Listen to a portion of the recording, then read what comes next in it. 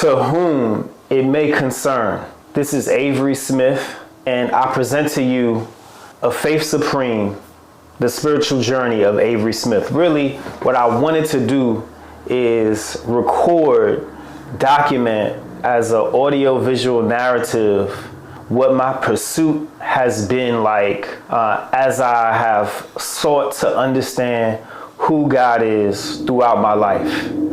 And I'm 41, I'm about to be 42, but I've been wanting to do this since I turned 40 years old. 40 is a significant number. It is something to celebrate, but also it's also it's an opportunity to reflect, and then also see what it is that the lessons in which that I've learned throughout my life, throughout my walk, throughout my journey. What is it that I can teach or share with someone else so that they can have some more information to be able to navigate their own journey in a way in which that is smoother than the journey in which that I had. Now, we're all going to have our own challenges, our own struggles, our own obstacles. That is what makes you, and what makes me. But from that, I believe that it's important to be able to learn from people outside of yourself. I've heard it said that intelligence is learning from your own mistakes. Wisdom is learning from the mistakes of others. And so I'm very motivated to be able to share insights of the things in which that I've learned, things in which that I see is important in life. I'm not saying that my view is the correct view for everybody, but my view is the correct view for me. And I believe that with so much going on with social media, with all these different messages that you hear from all these different voices and places, that the great thing about social media is that it can give anybody a voice, but the bad thing about social media is that not everybody should be speaking. And there are many people who are successful in life. And when I say successful, I'm not necessarily talking about financial success. I'm talking about people who have the tools to be able to navigate through this turmoil that we call existence in a way in which that's very healthy. Those people, many of those people are out living life. And so documenting how to move through life in a way in which that is graceful and tactical and strategic does not necessarily make much room. Doing all of that doesn't necessarily make much room to document it and record it and put it online for others to learn from it or not, or tear it down. It's not very motivating. But what I do find is that for many people who do have issues in their life and they don't really have too many places to turn, or they make mistakes, they experience a lot of challenges, and they get aggravated and they get frustrated, they do turn to the internet and they voice their grievances. And so now we have a landscape of a bunch of information that is spewed out of anger and emotion, lots of negative emotions. And so I want to be able to counterbalance that with providing an insight or perspective that I understand to be true and powerful. And so anyway, here we go. So I actually wrote up my journey, my spiritual journey. And so I'll be shuffling back and forth between the document and then myself. So here we go. A Faith Supreme, the spiritual memoir of Avery Smith. In 1979, in Manhattan, New York, a man named Joseph met a woman named Mary. On July 12th, 1980, I was born. So if you hadn't caught that, my dad's name is Joseph and my mother's name is Mary. I'm not necessarily saying that I'm the Messiah, not at all. I'm just saying these are the names of my parents. So I was born on July 12th, 1980. And Brooklyn was a universe unto its own. Always the creative type, I turned pants into shorts and turned the leftover pant sleeves into bags to carry my toys. I drew on clothes with paint markers and made my own mixtapes. My favorite Muppet Baby was Gonzo, and my favorite Sesame Street Muppets were Oscar the Grouch and Grover. Raphael was my favorite Ninja Turtle, and Gambit my favorite X-Men. I've always gravitated toward the rebels, those who chose their own path, the disagreeable personality. Yeah, so it's quite interesting how a lot of stuff comes full circle. I love to create things. I love to draw. I love to sew. When I was a kid, I used to play music. You'll even look on some of my social media. You'll see that I'm really into clothing. I'm really into style. I've made clothes before, and even now, as of today, I've been making face masks, and that's just been it's been a very, very fun time because I just love to be able to the rush that I get from taking items that are one thing and then constructing them into being something even greater, something that I was thinking in my head. So I love that process. Let's see here. Gambit is my favorite X-Men. That's right. They definitely need to bring him into the movies, but you got to do it right. So, you got to pick the right guy. I know there's a previous guy that's been trying to pitch. I think we can go a different route. Anyway, in 1994, my family relocated to Prince George's County, Maryland, which is where I went to high school. I can recall going to church with my uncle and aunt. It was here where I committed my life to Christ. I found myself in various youth ministries throughout high school and college, and as I aimed to walk out how to live based on the instructions given to me from the Bible. My dedication to my faith led me to volunteer for 7 years as a greeter at a church I attended during my 20s. Yeah, so you may not know me as that right now, but for 7 years, from the year of, from the year of about, when I was in college, 1998, 1999, I went through a program called the Fellowship of Christians United in Study at my school, UMBC. And it was there where I went from, or rather I got plugged into other believers, and I started to attend the Bible study. I started to get connected with people. And then at one point we even went to this massive conference that was held in Atlanta, Georgia called Impact. And this was in 1998, the Impact Conference. And it was there where I saw a lot of other people, a lot of other young black people that were interested in growing in their faith in Christ.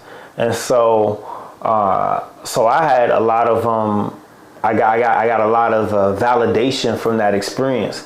So came back, was at UMBC, and then while I was at UMBC, I began to coordinate bus trips from college to a church that was probably about maybe 30 miles away or so, maybe 40 miles away.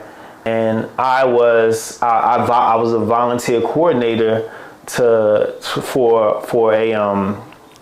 transport some of my college friends from school to the youth service that used to happen on Sundays at 6 p.m. Greater Mount Nebo AME Church in Upper Marlboro, Maryland. And so we used to go from Baltimore to Upper Marlboro every Sunday. And we did that for about a year and a half or so, maybe 2 years, maybe even 3. But from certainly about 98 to 99, and then 2000, maybe into 2001. And so, yeah. Oh, and then from that Greater Mount Nebo, there was a youth pastor there, and then that youth pastor went, and he had started a church fellowship, and then it was from there where he transitioned from focusing on teaching people in college, so young people, to sharing his insights to people of all ages. So he went from presiding over a youth service on Sunday at 6 p.m. to running an entire congregation, or leading an entire congregation. And that was in the year 2000. And so I volunteered. I went from the youth service to that church from the youth service from 99 to 2000, 98, 99, 2000. And then he left. He started his church in 2000.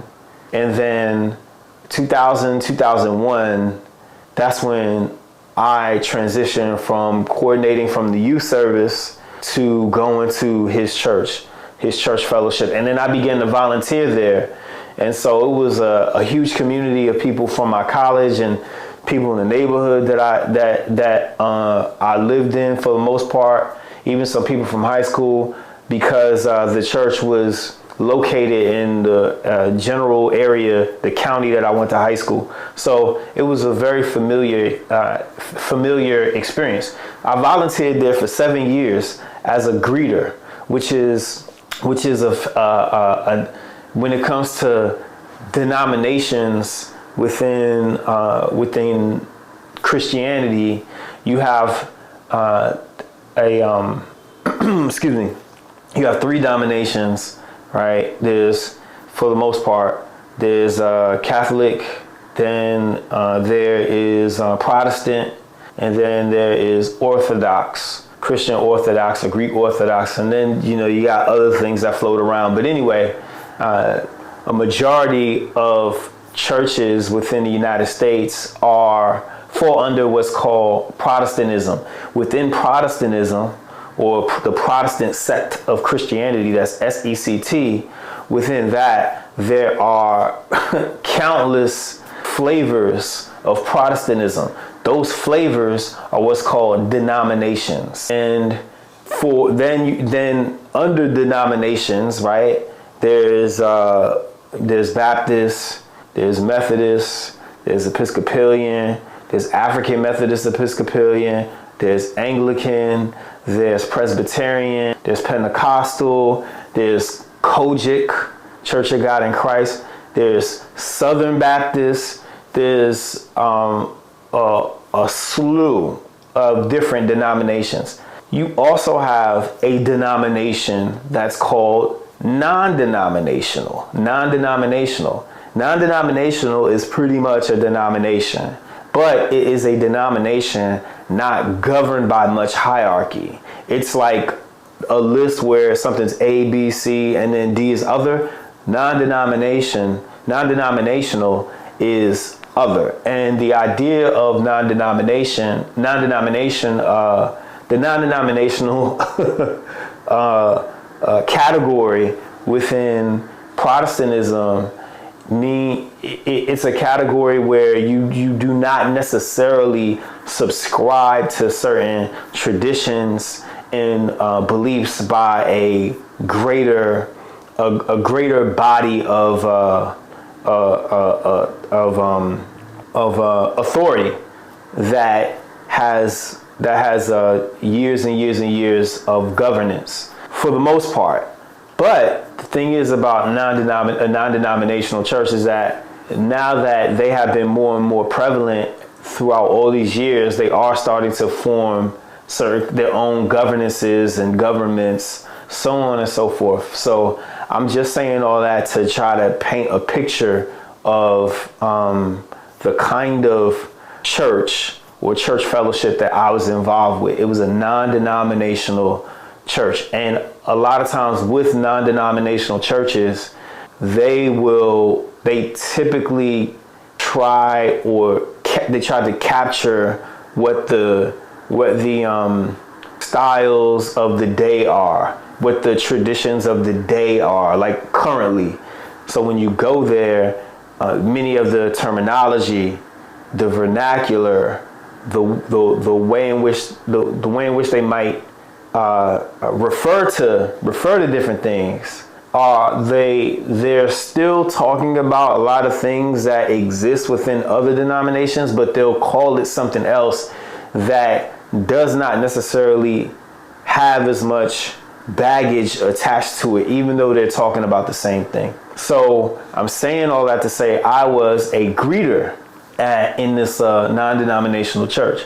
And all a greeter is an usher, essentially. A greeter is an usher. So, and I'm sure you're familiar with what an usher is. So, and for those who don't know, you are someone who greets people, welcomes them. You're the first point of contact for anybody that comes into the church experience. And then you also you help to handle the offerings, the tithes, the offerings, the money that comes in. You might even go in the back and help to count the money afterward, all of that stuff. I did that for 7 years. And so anyway, let's get back to this document. It was a Christmas party held by this church that I met my first love. We coalesced both spiritually as well as in our temperament toward one another. Is that not coming on? Hold on. Okay, there it is. All right, so it was at a Christmas party held by this church that I met my first love.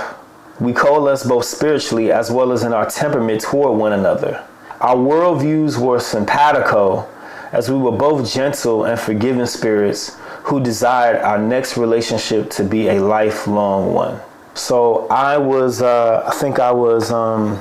this was in 2005. This was in 2005 when I first met LaToya, and we met at a Christmas party. So I would have been 25. She would have been 23.